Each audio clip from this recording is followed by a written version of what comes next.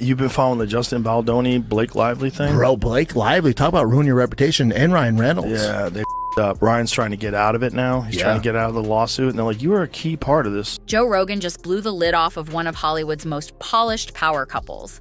And it's not looking good for Blake Lively and Ryan Reynolds. The way he dragged them on his podcast wasn't just bold, it was brutal. And the fallout is spreading fast. We're talking career damage, Marvel shakeups, and a full-blown PR disaster that even the slickest Hollywood team can't spin. This isn't just another internet rumor. Joe didn't hold back. He named names, dropped receipts, and made it crystal clear that he's siding with Justin Baldoni in a lawsuit that's exposing a whole different side of Hollywood, one where influence matters more than integrity. He told him to come into the dressing room while she was breastfeeding. And then part of the complaint was that he came into the dressing room while I was breastfeeding. Like, you literally have a text exchange back and forth. And let's just say, once Joe put this story out there, the internet did what it does best. It started digging. But how did we even get here? And could this really be the beginning of the end for Ryan's Marvel reign and Blake's elite status? Buckle up, because this one's messy. It all started when Rogan jumped into the middle of the legal chaos between Justin Baldoni and Blake Lively. On his podcast, he didn't tiptoe around the issue. He flat out accused Blake and Ryan of trying to destroy Justin's reputation by manipulating public sympathy through the Me Too movement. This is what you get, though. This is what you get. You're trying to ruin a guy's livelihood by using the Me Too movement? Because they were trying to take over the movie. He posted the receipts. He's like, remember our text exchange? According to Rogan, they weren't interested in justice. They were interested in control. Specifically, control over a movie franchise that Baldoni owned. He called it a blatant power grab, the kind that uses social movements as weapons, and said this wasn't just about a lawsuit, it was about reputation warfare. Rogan compared Justin's situation to Johnny Depp's infamous battle, saying Justin was doing what few in Hollywood dared to do, standing up to false narratives and fighting to protect his career.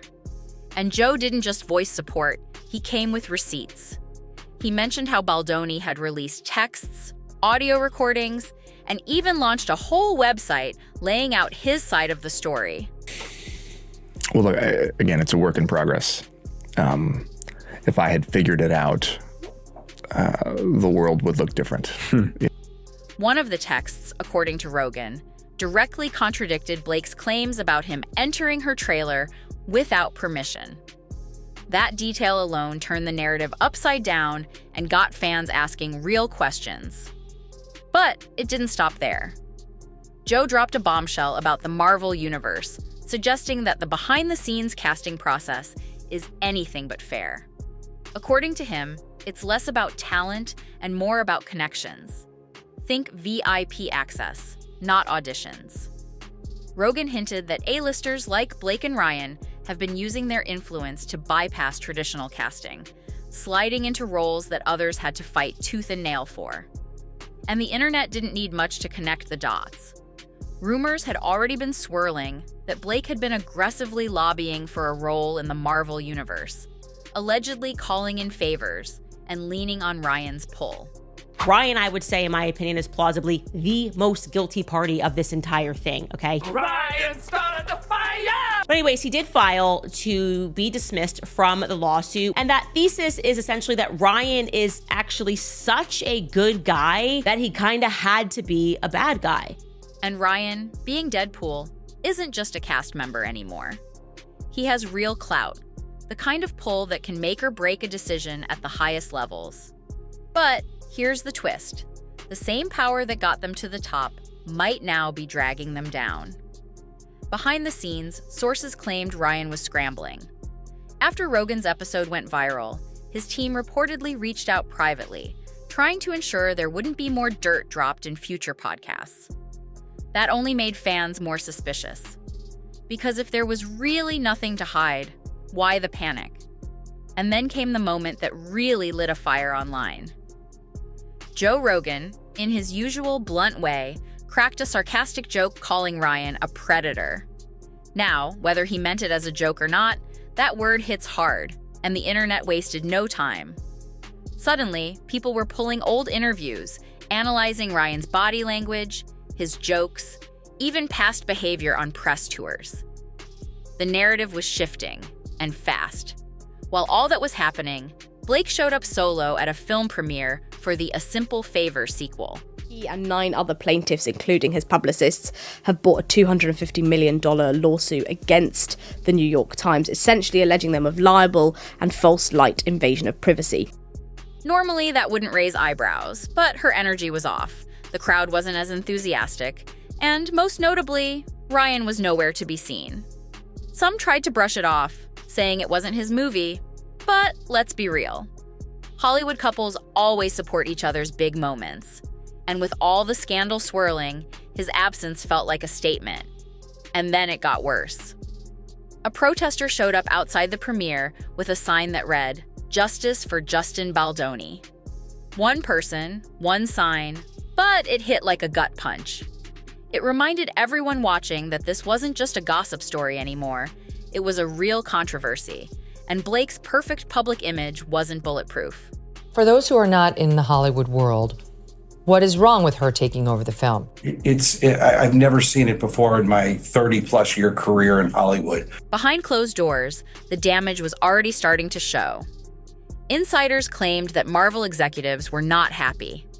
The studio is known for being image-obsessed, and any controversy, especially one tied to accusations of manipulation or favoritism, is a serious liability.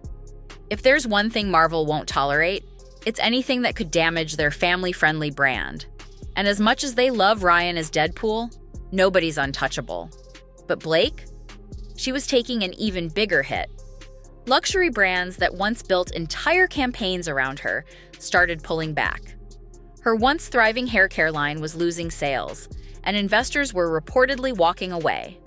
Stylists stopped calling, the fashion press stopped writing puff pieces, and Hollywood, in classic Hollywood fashion, started pretending like she didn't exist.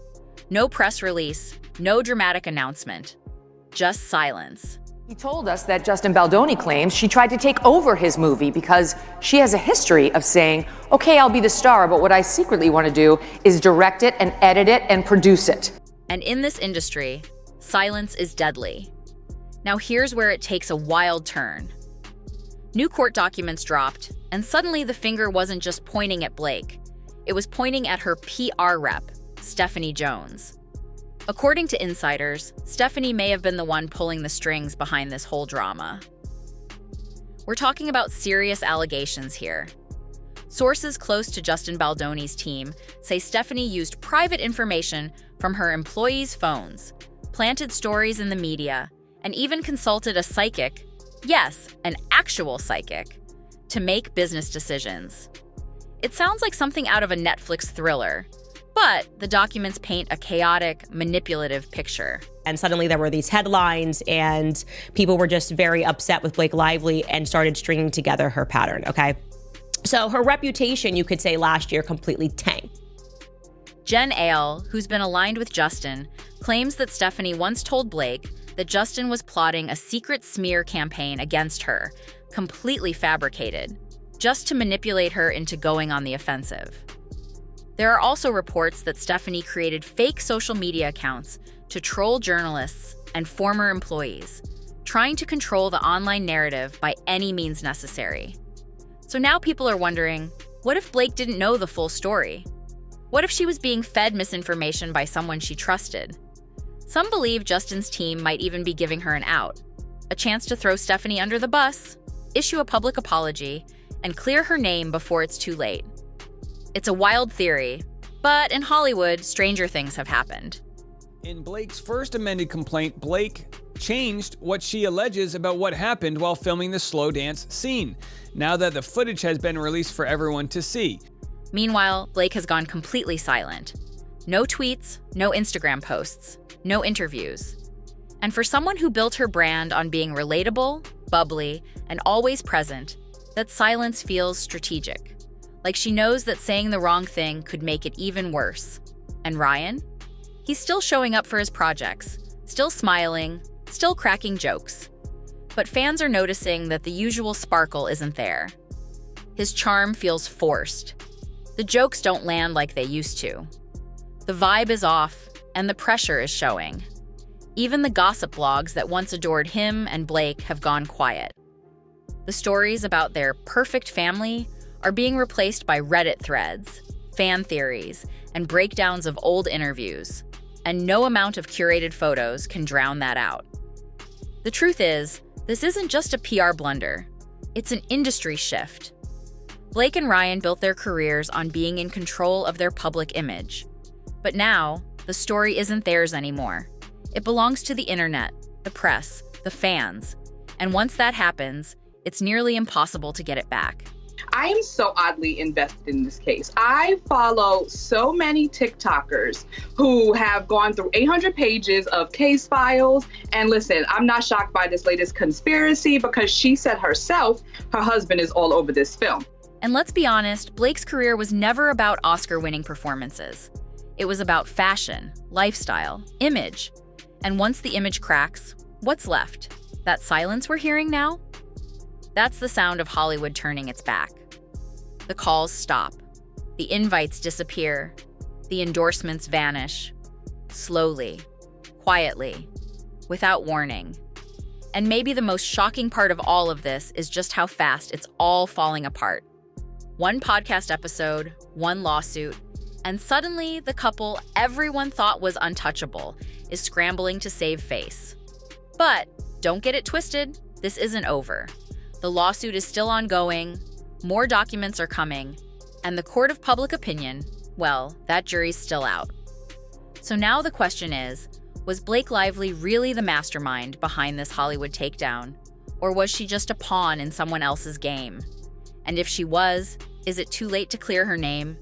Because in Hollywood, it doesn't matter who was right or wrong. What matters is who still has power. And right now, that power, it's slipping fast.